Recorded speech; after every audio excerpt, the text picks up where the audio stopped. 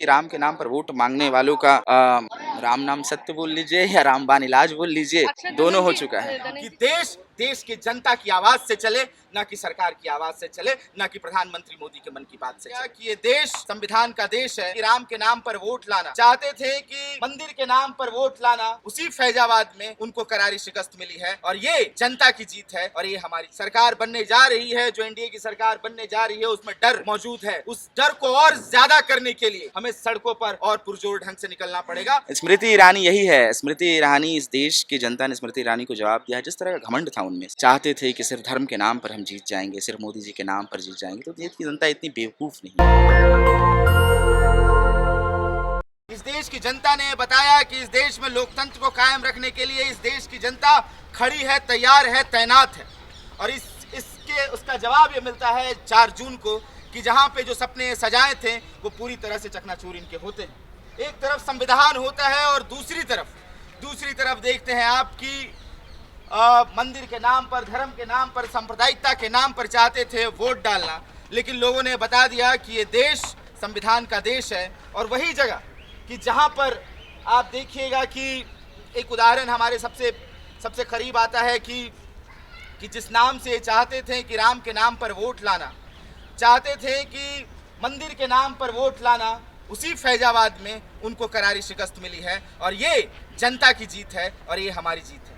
और दूसरी तरफ जब हम यहाँ बात कर रहे हैं कि भीमा कोरेगांव की, हम बात कर रहे हैं उन तमाम कैदियों की, हम बात कर रहे हैं हमारे दोस्तों की जो हमारे यूनिवर्सिटी से निकले, चाहे उसमें सरजील इमाम का नाम आता है, उमर खालिद का नाम आता है, भीमा कोरेगांव के तमाम लोग, रोना विल्सन, हैनी बाबू और तमाम लोग जो जेलों में बंद हैं, उनके लिए एक पुरजोर आवाज़ हमने उठाई है। और इसके साथ हम जानते हैं कि जिस तरह की कमज़ोर सरकार है, तो हमारी लड़ाई को और पुरजोर करनी पड़ेगी, हमें सड़कों पर और उतरना पड़ेगा, हमें इस गरम लोहे पर और ज़ोरदार हथौड़ा मारने की और ज़रूरत है। हमें बड़े प्रोटेस्ट की तरफ जाना चाहिए और इन तमाम साथियों को जेलों से निकालने के लिए हमें आगे बढ़ना पड़ेगा। और तमाम जितने इनके मंसूबे हैं, उन पे अगर कोई पानी फेर सकता है तो यही हम सोचने समझने वाले लोग, यही विश्वविद्यालय में पढ़ने वाले लोग, यही किसान, यही मजदूर जो चाहते हैं कि देश की जनता की आवाज़ से चले, ना कि सरकार की आवाज़ से चले, ना कि प्रधानमंत्री मोदी के मन की बात से चले।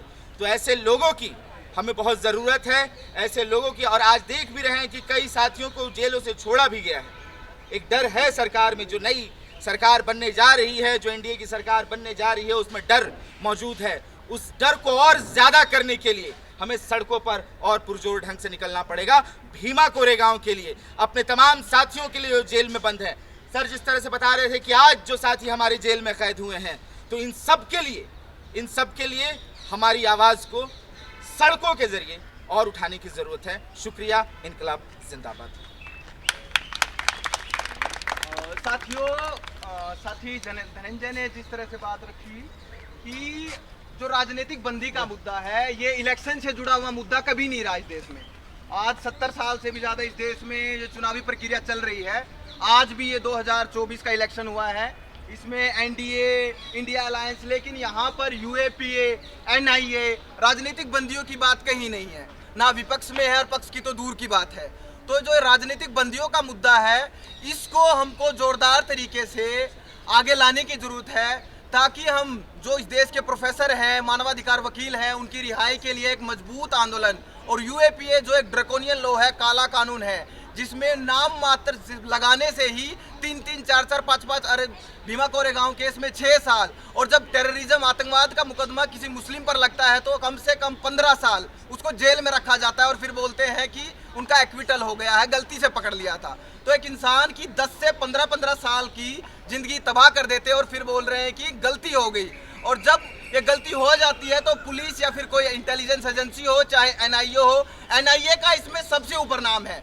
2008 में इसके बनने के बाद से यूएपीए में अमेंडमेंट और एनआईए का बनना, दोनों एक दूसरे से जुड़ी हुई चीज़ें हैं।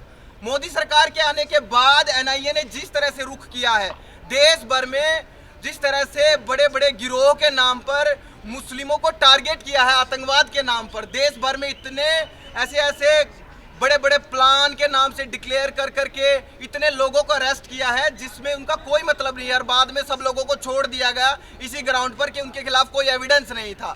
और सेम इस तरह से इसके अलावा माओवाद के नाम पर देश भर में जिस तरह से गिरफ्तारियां हो रही हैं, अभी यूपी के अंदर सितंबर के अंदर एक कपल्स को अरेस्ट किया गया वहां से कि ये लोगों के 2019 में इन लोगों के घर पे रेड पड़ी थी और उनके यहाँ से जो हार्ड डिस्क और उनके जो लैपटॉप और पेन ड्राइव मिले थे, उनके 4 साल के बाद एनआईए ने उसका यूपी एटीएस ने उसका एनालिसिस किया है और उसके बाद उनको पता चला है कि उनमें माओवादी से गतिविधि से जुड़ी हुई कुछ सामग्री थी। 4 साल लगते हैं उनके हार्डवेयर, उनके हार्ड डिस्क को एनालिसिस करने में, और फिर उनको उठा के लेके जाती है। और वो महिला पेट से थी, 3-4 महीने का उसका अंदर वोम के अंदर उसका बेबी था, और 29 नवंबर को उसकी बेल खारिज कर दी गई मेडिकल ग्राउंड पर, जब उन्होंने बेल मांगी, क्योंकि उनका एक पहले ही मिसकैरेज हो चुका था। लेकिन उसके बावजूद एनआईए की स्पेशल कोर्ट ने उनकी बेल रिजेक्ट कर दी, उनको मेडिकल ग्राउंड पर भी बेल नहीं दी। और मानवाधिकार दिवस लास्ट ईयर 10 दिसंबर से एक दिन पहले 9 दिसंबर को उनका मिसकैरेज दोबारा हो गया, फिर उनको हॉस्पिटल में एडमिट किया गया।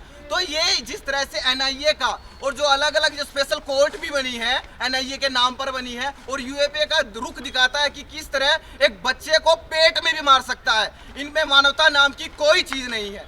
तो हमको इस तरह के दमन के खिलाफ, इससे इलेक्शन का इससे कोई लेना देना नहीं है, इलेक्शन वालों को इससे कोई मतलब नहीं है। तो हमको इन लोगों के खिलाफ जो समाज के लिए, समाज के दबे कुचले लोगों के लिए जो लड़ रहे हैं, उनके लिए आवाज उठाने की जरूरत है। इतना अहंकार था, जितनी संस्थाएं के साथ जुड़कर वो काम कर रहे थे, जितनी संस्थाएं को उन्होंने अपने काबिज कर लिया था खुद में, चाहे ईडी हो, चाहे सीआई हो, चाहे तमाम संस्थाएं हों, और देश के लोगों पर उसके ज़रिए हमला करवाना, अपोजिशन पे उसके ज़रिए हमला करवाना, तो मुझे लगता है कि अब उसमें थोड़ी सी कमज़ोरी। स्मृति ईरानी जी के लिए क्या कहना चाहिए? स्मृति ईरानी यही है, स्मृति ईरानी, इस देश की जनता ने स्मृति ईरानी को जवाब दिया है। जिस तरह का घमंड था उनमें, सच बात है कि स्मृति ईरानी, निरहुआ और ऐसे कई लोग थे कि जो चाहते थे कि सिर्फ धर्म के नाम पर हम जीत जाएंगे, सिर्फ मोदी जी के नाम पर जीत जाएंगे। तो देश की जनता इतनी बेवकूफ़ नहीं है। देश की जनता हमेशा से संविधान की रक्षा के लिए, इस देश की रक्षा के लिए, इस लोकतंत्र को बचाने के लिए हर समय आगे बढ़ी है। और ऐसे तमाम लोगों को, स्मृति ईरानी हो गई, निरहुआ हो गई। अयोध्या की बात करें, जहाँ पर राम मंदिर बनाया गया और कहा गया कि वोट भी जो है उन्हीं के नाम पर मिलेंगे, और वहीं की नगरी से अगर उनकी हार होती है तो फिर देखिए, वही बात है ना कि आपने जिस नाम पर वोट मांगा, जिस राम के नाम पर, जिस राम मंदिर के नाम पर, और उसके साथ साथ उस मंदिर बनाने के दौरान आपने कई घर वहाँ के तोड़ दिए, गरीबों के पेट पर लात मार दी है, तो वहाँ की जनता आपको किस तरह से जवाब देगी? मंदिर तो घर घर में है देश में, हर घर में मंदिर पाया जाता है, हर घर में लोग पूजा करते हैं इस देश में। यही खूबसूरती है इस देश की कि हर धर्म के लोग रहते हैं, और संविधान में भी एक धर्मनिरपेक्षता है कि जहाँ सबको पूजने का, सबको अजान देने का, सबको चर्च में जाने की छूट है, अधिकार है। तो आप सिर्फ उस नाम पर, एक धर्म के एक मंदिर के नाम पर चाह रहे थे वोट पा जाना, तो आपका टाइम फिश हो चुका है। और सच बात है कि राम के नाम पर वोट मांगने वालों का राम नाम सत्य बोल लीजिए या रामबान इलाज बोल लीजिए, अच्छा, दोनों हो चुका है। धनंजय जी बताइए, विपक्ष जो है थोड़ा मजबूत है, बिल्कुल तो मजबूत है विपक्ष मजबूत भी। तो है, क्या आप गलत होता है तो आप अब आवाज उठाएंगे तब? हम लगातार, हम पहले भी चुप नहीं थे, और ये बात है कि पहले हम, आप देखेंगे कि जंतर मंतर हो गया है, कई जगह पर प्रोटेस्ट करने की जो हमें छूट नहीं मिलती थी, कई बार मना कर दिया जाता था। अब हम उस पर और दबाव बना सकते हैं। अब हम पूरी ताकत के साथ सड़कों पर आने के लिए तैयार भी हैं, तैनात भी हैं। यूनिवर्सिटी के छात्र, उसके साथ साथ तमाम जिन पर जुल्म हुए हैं, नौकरी के नाम पर लोगों को, जो युवाओं को छला गया है, वो जो यूनिवर्सिटीज़ में जो फ़ंड कट हुए हैं और फ़ी हाइक हुए हैं, उनसे जो वो छात्र तमाम, वो सब सड़कों पर अभी आने के लिए तैयार हैं। और जितनी इनकी पॉलिसी थी युवाओं के खिलाफ, छात्रों के खिलाफ, महिलाओं के खिलाफ, किसानों और मज़दूरों के खिलाफ, इसके खिलाफ सिर्फ अपोजिशन में संसद में बोलने के लिए तैयार नहीं है। अब अपोजिशन सड़कों पर भी, ये जो छात्रों का अपोजिशन है, जो युवाओं का अपोजिशन, तैयार है।